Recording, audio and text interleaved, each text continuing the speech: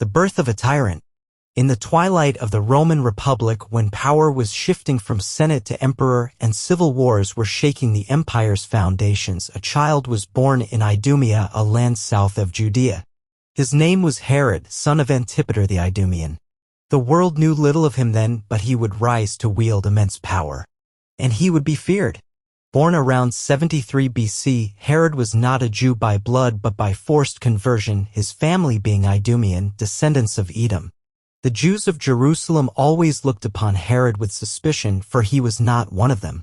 Yet Herod was cunning, and his rise to power would be marked by political manipulation, Roman alliance, and the shedding of much blood. Chapter 1. Rome's Pawn. Herod's father, Antipater, had allied with Rome during turbulent times. When Julius Caesar defeated Pompey and seized power, Antipater supported Caesar, who rewarded him by making him procurator of Judea. Herod, in turn, was appointed governor of Galilee at just 25 years old. He swiftly proved himself by crushing bandits and rebels with ruthless efficiency. The Sanhedrin, the Jewish ruling council, summoned Herod for trial. But instead of arriving humbly, he came in royal robes with an armed guard. He stood before the court, not as a man on trial, but as a king in waiting. The council dared not convict him. They feared him. Then, in 44 BC, Caesar was assassinated. Rome was thrown into chaos, but Herod, ever adaptable, switched allegiance to the rising powers. Mark Antony and Octavian. He played politics masterfully. When his father was poisoned, Herod avenged him with brutal precision.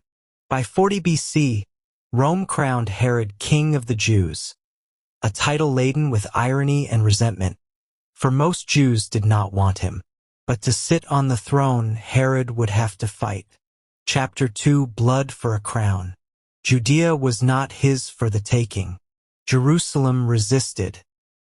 The people favored the Hasmonean dynasty. The priestly rulers descended from the Maccabees. Herod had to fight a 3-year war to claim what Rome had given him. In 37 BC, he finally stormed Jerusalem. Blood ran in the streets. Herod purged the Sanhedrin, executing 45 of its members. He secured his rule with terror. He married Miriam, a Hasmonean princess, not out of love but to tie himself to the dynasty he was replacing.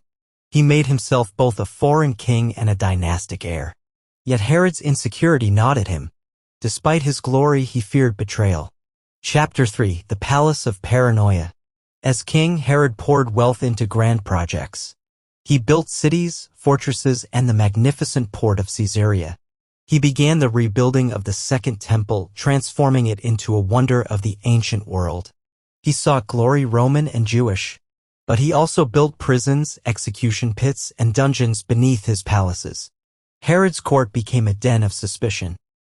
His wife Miriam bore him children, but Herod could never silence the voices that said she would betray him. He ordered her execution. Then, years later, he killed their sons too. It was said that Herod murdered anyone who stood too close to his throne. Brothers, uncles, wives, sons, none were safe. Even Caesar Augustus reportedly said it is better to be Herod's pig than his son. Chapter 4. The Magi and the Murder. In the final years of his reign, Herod's body was racked with disease, his mind tortured by paranoia. And then strange men arrived from the east. Wise men. Magi. They came to Jerusalem seeking a newborn king. Where is he who has been born king of the Jews? They asked. We have seen his star in the east and have come to worship him. Herod was disturbed. Another king? Born in his kingdom? No. He summoned the priests and scribes. Where was the Messiah to be born?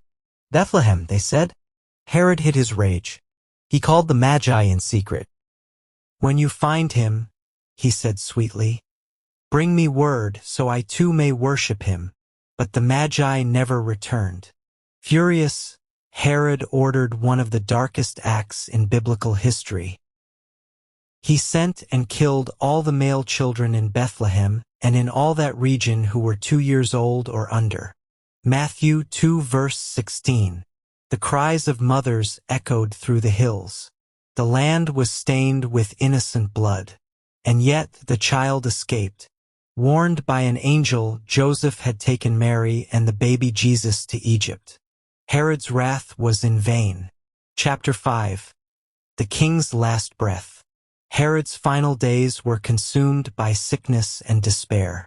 According to Josephus, he suffered from gangrene, convulsions, and madness. His body decayed, but his fear of being forgotten endured. Knowing he was hated, Herod devised one final horror. He ordered the arrest of dozens of prominent Jews. Upon his death, they were to be executed so that the nation would mourn. But when Herod died, around 4 BC, the prisoners were released. The nation celebrated instead. He was buried in a grand tomb at Herodium, a fortress palace he had built for himself on a man-made mountain. His kingdom was divided. His legacy, infamy. Epilogue: the shadow of Herod. Herod the Great is remembered not just as a builder, but as a butcher. He constructed cities, temples, palaces, but also dungeons, gallows, and graves. He ruled by fear, loved by Rome, hated by his people. He sought to kill the Messiah, but could not. The child survived, and with him, a kingdom not of this world. Herod's crown turned to dust. His legacy was left in stone ruins and in the memory of his madness. But the child born in Bethlehem would rise, not as a tyrant, but as a savior. And so, the story of Herod is not just the tale of a king, it is a mirror of the human heart that when obsessed with power will stop at nothing, even the murder of innocents. Herod built empires. Jesus built eternity. One is buried. The other reigns forever.